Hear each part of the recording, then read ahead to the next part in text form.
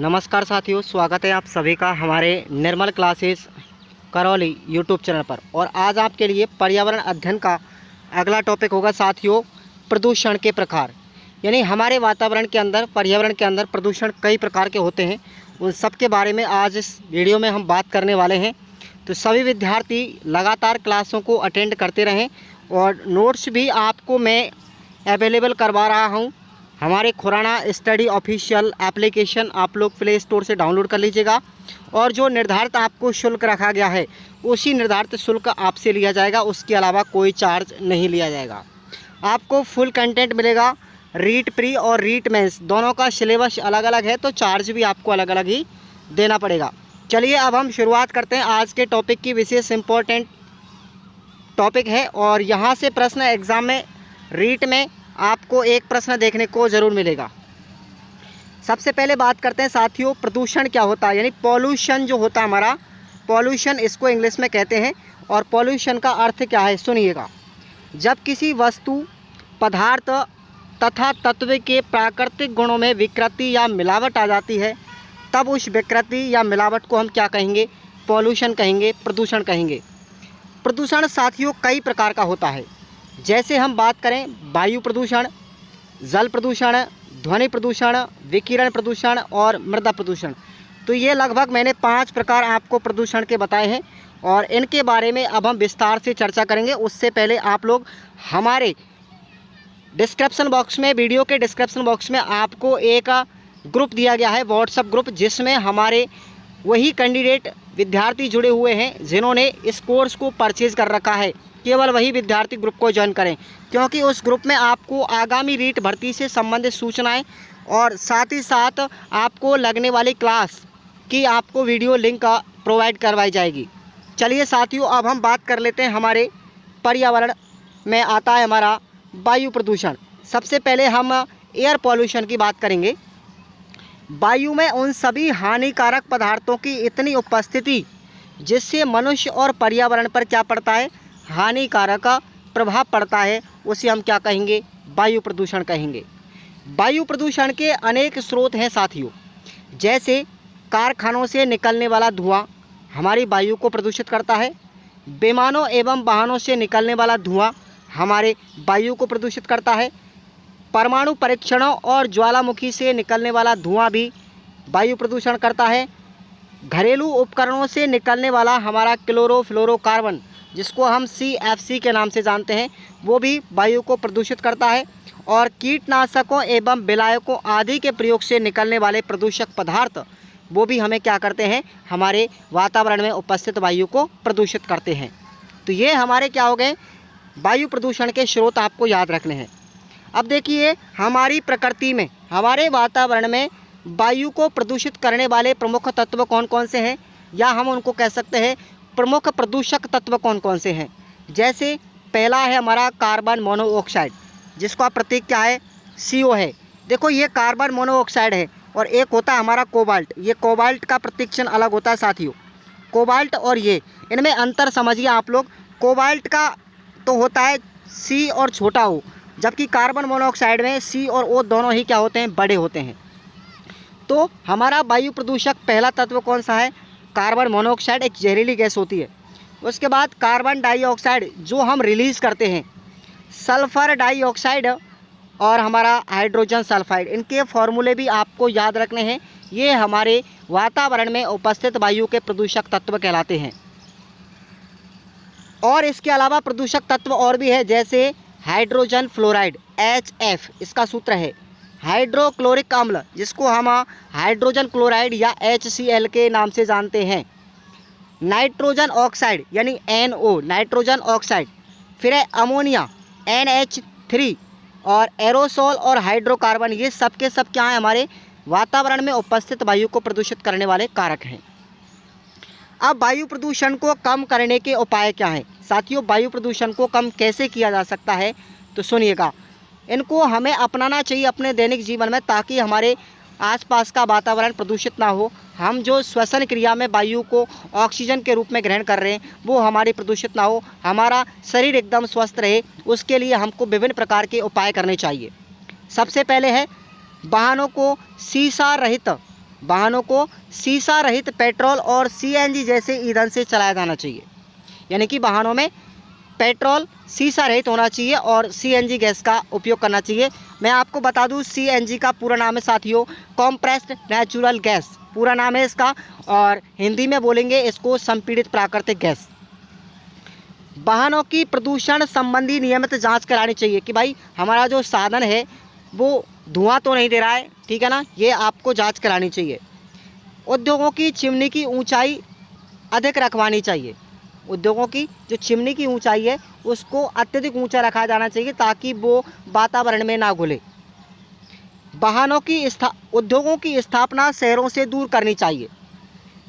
अधिक से अधिक वृक्षारोपण को बढ़ावा देना चाहिए। वायु प्रदूषण यानी कि वातावरण के अंदर जितने भी हमारे प्रदूषण होते हैं उन सब में सर्वश्रेष्ठ उपाय हमारे वृक्षारोपण कार्यक्रम। उद्योगों से निकलने वाली गैसों को शुद्ध करने के हमें क्या लगाना चाहिए, प्लांट लगवाने चाहिए ज़्यादा से ज़्यादा। अब हम बात करते हैं, अगला है हमारा जल प्रदूषण। जल प्रदूषण यानी वाटर पॉल्यूशन। जल प्रदूषण से तात्पर्य है कि जल निकायों जैसे झीलों, नदियों, समुद्रों और भूजल में अनावश्यक तत्वों का मिल जाना क्या कहलाता है, जल प्रदूषण कहलाता है। यानी कि हमारे जो पेयजल स्रोत होते हैं उनमें अनावश्यक तत्व जो मिल जाते हैं, ठीक है, गंदा पानी जब उसमें चला जाता है तो हमारा जल भी क्या हो जाता है, प्रदूषित हो जाता है। जल प्रदूषण के अनेक क्या हैं, स्रोत हैं। किन किन चीज़ों से हमारा जल दूषित हो जाता है, देखो, घरेलू अपमार्जक के द्वारा भी, बाहित मल यानी गंदा पानी भी, ठीक है, मलमूत्र त्यागने से भी क्या होगा, हमारा जल दूषित हो जाता है। औद्योगिक अपशिष्ट पदार्थों को पानी में छोड़ने से भी जल दूषित हो जाता है। कीटनाशकों का उपयोग करने से, तापमान एवं आणविक, बिजली घर आदि के प्रयोग से निकलने वाला दूषित जल और अम्लीय वर्षा से भी क्या होगा, हमारा जल प्रदूषित हो जाता है। अब जल प्रदूषण के कारण के प्रभाव, अगर जल प्रदूषित होगा तो उसके क्या क्या बीमारियां फैल सकती हैं, हमारे स्वास्थ्य पर क्या प्रभाव पड़ेगा, वातावरण पर क्या प्रभाव पड़ेगा, सुनिएगा।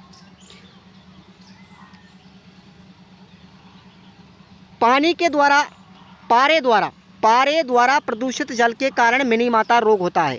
याद रखना, हमारा जो दूषित जल होता है, अगर पारे के कारण, पारा आपने सुना होगा मरकरी, उस मरकरी को अगर पानी में मिला दिया जाए तो हमें बहुत बड़ी बीमारी हो जाती है, बहुत बुरी, जिसका नाम है मिनीमाता रोग, ठीक है ना। ये होता है पारे के प्रदूषण के कारण। पानी में अगर नाइट्रेट की मात्रा अधिक हो जाती है तो ब्लू बेबी सिंड्रोम नामक बीमारी हो जाती है। ये बीमारियों का नाम याद रखना, किसके कारण फैलती है ये भी याद रखना। पानी में अगर फ्लोराइड की मात्रा अधिक हो जाती है तो हमारे दांतों में विकृति आ जाती है और हमारी हड्डियां कमज़ोर हो जाती हैं। पानी में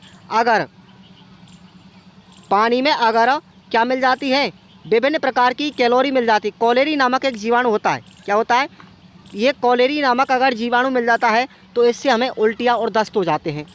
जल में आर्सेनिक अगर मिल जाता है तो साथियों उससे ब्लैक फुट नामक बीमारी हो जाती है। ये बहुत सारी बीमारियां जल प्रदूषण के कारण होती हैं, तो ये आपको याद रखनी है। अब जल प्रदूषण को नियंत्रण किस तरीके से किया जा सकता है, किस तरीके से जल प्रदूषण के उपाय क्या हैं, कैसे जल प्रदूषण को रोका जा सकता है। देखो, कुएँ के पानी में ब्लीचिंग पाउडर समय समय पर मिलाना चाहिए।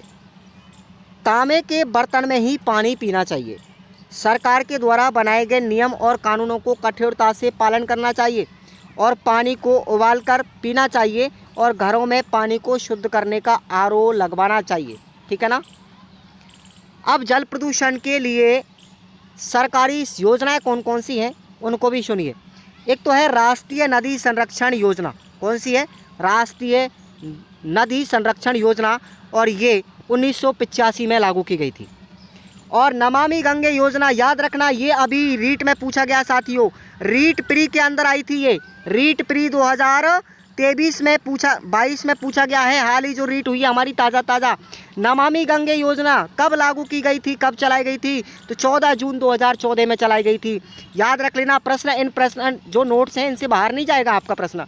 नमामि गंगे योजना कब लागू की गई थी, कब चलाई गई थी, 14 जून 2014 को चलाई गई थी। और ये प्रश्न रीट प्री में आया हुआ है, अभी हाल ही में जो रीट प्री हुआ था। आगे बात करते हैं, हमारे ध्वनि प्रदूषण पर आते हैं। साथियों, आपको ऐसा कंटेंट दिया जाएगा राजस्थान प्री पात्रता के लिए, आपको रीट पात्रता के लिए पर्यावरण हो, चाहे आपकी गणित हो, चाहे आपका कोई भी सब्जेक्ट हो, आपको एकदम बेटर कंटेंट मिलेगा यहाँ से, चिंता करने की कोई बात नहीं है।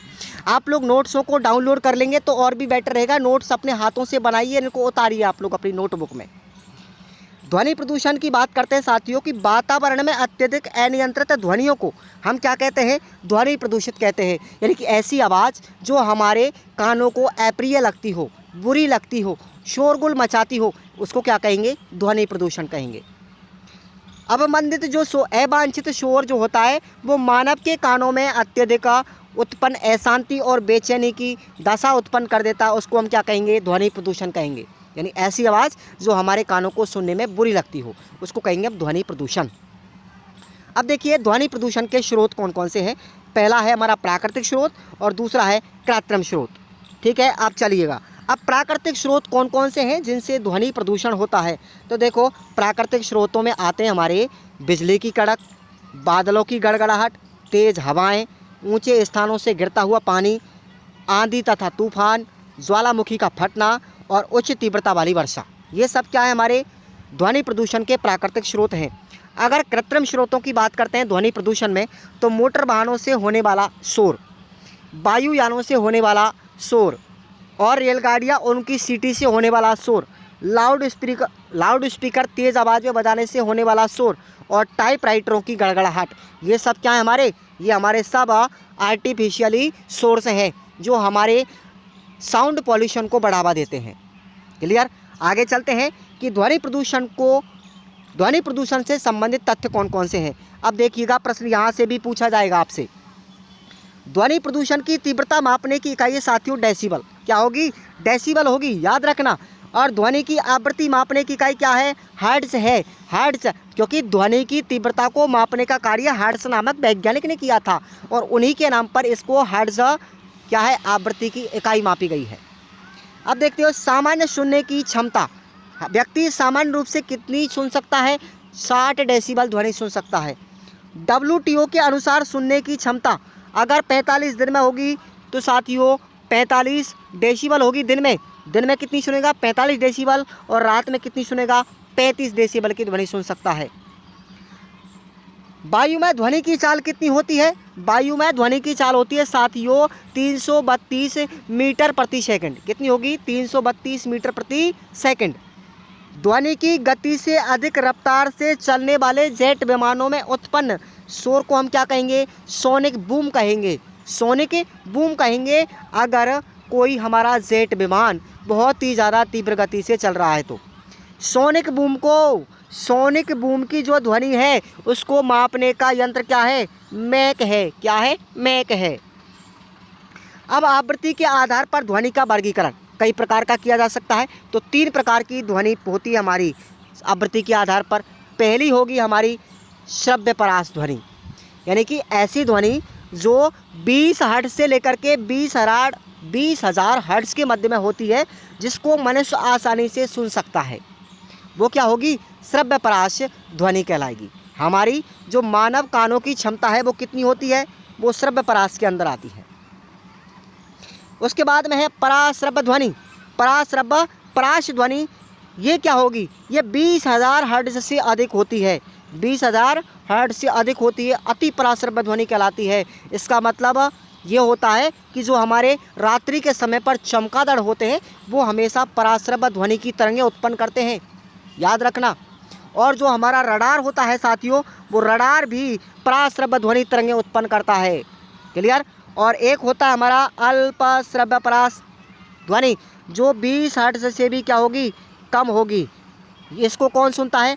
जो भूकंप की तरंगें होती है ना साथियों, भूकंप की तरंगें, उनको कुत्ते, बिल्ली, बंदर जैसे जानवर आसानी से सुन सकते हैं कि भूकंप आएगा या नहीं आएगा। अब देखिए ध्वनि को नियंत्रण करने के उपाय, यानी ध्वनि प्रदूषण अगर हो रहा है तो उसको नियंत्रण किस तरीके से किया जाएगा। शोर के स्रोतों में रक्षात्मक युक्तियां लगा करके उनको नियंत्रण किया जाना चाहिए, यानी साइलेंसर का उपयोग करें आप ज़्यादा से ज़्यादा। शोर उत्पन्न करने वाले क्रियाकलापों को आवासीय क्षेत्रों से दूर संचालित करना चाहिए। कोई फैक्ट्री वगैरह आपने स्थापित कर दी ग्रामीण क्षेत्रों में या शहरी क्षेत्रों में जो अत्यधिक ध्वनि उत्पन्न कर रही है, उनको शहरों से या ग्रामीण क्षेत्रों से बाहर स्थापित करना चाहिए। स्वचालित वाहनों में हॉर्न का प्रयोग कम से कम करें। और ग्रीन मफलर का प्रयोग करके ध्वनि प्रदूषण को कम किया जा सकता है। इम्पॉर्टेंट है भाई, ध्वनि प्रदूषण को कम किसके द्वारा किया जाएगा? ग्रीन मफलर के द्वारा। हम जो कानों पे मफलर लगाते हैं वो हरे रंग का यूज करना चाहिए। नोट याद रखेंगे। अब आपको 4 नोट दे रहा हूँ। पर्यावरण संरक्षण अधिनियम 1986 की धारा 6 के अनुसार ध्वनि प्रदूषण के संबंध में कानून बनाने का प्रावधान है। कौन सा है? पर्यावरण संरक्षण अधिनियम 1986 की धारा 6 में। आईपीसी की धारा यानी कि इंडियन पनिशमेंट, जो हमारी भारतीय दंड संहिता है, उसकी धारा 268 और धारा 290 के तहत ध्वनि प्रदूषण को आपराधिक श्रेणी में शामिल किया गया है। नोट नंबर 3 है कि पुलिस अधिनियम 1861 के अंतर्गत पुलिस अधीक्षक को अधिकृत किया गया है कि वह त्योहारों और उत्सवों पर गलियों में बजने वाले संगीत की तीव्रता के स्वरों को नियंत्रित कर सकता है। अगर कोई व्यक्ति शादी विवाह में तेज बैंड बाजा बजा रहा है, अत्यधिक शोर मचा रहा है, तो हमारे ज़िले के एसपी साहब जो हैं, पुलिस अधीक्षक, उसको ये एक अधिकार है कि वो आपके त्योहार और उत्सवों में बजने वाले डीजे की आवाज़ को नियंत्रित करने का अधिकार है, वो आप पर कार्रवाई कर सकता है। क्लियर। नोट नंबर 4 है कि केंद्रीय प्रदूषण नियंत्रण बोर्ड के द्वारा निर्धारित सुनने की क्षमता की गई है। कितनी? आवासीय क्षेत्रों में साथियों दिन में 55 डेसिबल और रात के समय पर 48 डेसिबल। व्यापारिक क्षेत्रों में दिन के समय पर 65 डेसिबल और रात के समय पर 55 डेसिबल। औद्योगिक क्षेत्रों में दिन के समय पर 75 डेसिबल और रात के समय पर 70 डेसिबल। बहुत अच्छे नोट्स हैं, आप लोग पढ़ते रहिए बस। नोट नंबर 4 है कि केंद्रीय प्रदूषण नियंत्रण बोर्ड की स्थापना कब की गई थी? इंपॉर्टेंट है साथियों। केंद्रीय प्रदूषण बोर्ड की स्थापना की गई थी 22 जनवरी 1974 को, और इसका मुख्यालय कहाँ पर है? नई दिल्ली में है। अगला आता है हमारा प्रदूषण का प्रकार, मृदा प्रदूषण। मृदा शब्द की उत्पत्ति साथियों सोइल शब्द से हुई है, और सोइल जो शब्द की उत्पत्ति है वो लैटिन भाषा के सोलम से हुई है। यानी कि मृदा किसको कहेंगे? मृदा है वो भूपर पट्टी के ऊपर की अर्ध संगठित कार्बनिक व अकार्बनिक पदार्थों का ढेर होती है, और मृदा का निर्माण 5 तत्वों से मिलकर के बना होता है। कौन कौन से हैं? जरा ध्यान दीजिए आप लोग। एक तो है खनिज पदार्थ, दूसरा है कार्बनिक पदार्थ जिसको हम ह्यूमस के नाम से जानते हैं, नंबर 3 है मृदा जल, नंबर 4 मृदा वायु, और 5वां है मृदा सूक्ष्म जीव। ठीक है ना, सूक्ष्म जीव। अब देखिए मृदा प्रदूषण किसको कहेंगे? मृदा प्रदूषण कहेंगे साथियों भूमि के भौतिक, रासायनिक और जैविक गुणों में ऐसा कोई अवांछित परिवर्तन जिसका प्रभाव मनुष्य व अन्य जीवों पर भी पड़ता है और भूमि की प्राकृतिक गुणवत्ता और उपयोगिता नष्ट हो जाती है, उसको हम क्या कहेंगे? भू प्रदूषण कहेंगे या भूमि प्रदूषण कहेंगे, मृदा प्रदूषण कहेंगे। मृदा प्रदूषण किन किन कारणों से होता है? सबसे पहले नंबर पर आता है भूक्षरण के द्वारा मृदा प्रदूषण, यानी कि मृदा के क्षरण के द्वारा भी। भूक्षरण मृदा का भयानक शत्रु है। भूक्षरण द्वारा कृषि क्षेत्रों की ऊपरी सतह मिट्टी कुछ ही वर्षों में समाप्त हो जाती है, जबकि 6 सेंटीमीटर गहरी मिट्टी की परत के निर्माण में लगभग 2400 वर्ष लग जाते हैं। तो हमारी जो मृदा की ऊपरी परत होती है ना वो नष्ट हो जाती है। कृषि के द्वारा मृदा प्रदूषण यानी बढ़ती हुई जनसंख्या की खाद्यान्न संबंधी आपूर्ति की दृष्टि से कृषि के द्वारा अन्न उत्पादन पर अत्यधिक बल दिया जा रहा है। नंबर 3 है कीटनाशक व कृत्रिम उर्वरक के द्वारा। यद्यपि कीटनाशक तथा रासायनिक खाद फसल उत्पादन वृद्धि में सहयोग देते हैं, लेकिन धीरे धीरे मृदा में जमाव से इसकी वृद्धि होने लगती है तथा मृदा तापमान में वृद्धि से मृदा की गुणवत्ता भी नष्ट हो जाती है। नंबर 4 है घरेलू तथा औद्योगिक अपशिष्ट के द्वारा मृदा प्रदूषण कैसे होगा? घरेलू तथा औद्योगिक संस्थानों से निकलने वाले अपशिष्ट जैसे सीसा, तांबा, पारा, प्लास्टिक, कागज आदि मृदा में मिलकर के मृदा को दूषित कर देते हैं। नंबर 5 है वन उन्मूलन के द्वारा मृदा प्रदूषण होगा। वन जो होते हैं मृदा निर्माण में जैविक तत्व प्रदान करते हैं और भूक्षरण को नियंत्रण भी करते हैं। जिन क्षेत्रों में वनों का विनाश बड़े स्तर पर होता है वहाँ की मृदा की जैविकीय गुण समाप्त हो जाते हैं। अत्यधिक सिंचाई के द्वारा भी मृदा प्रदूषण होता है।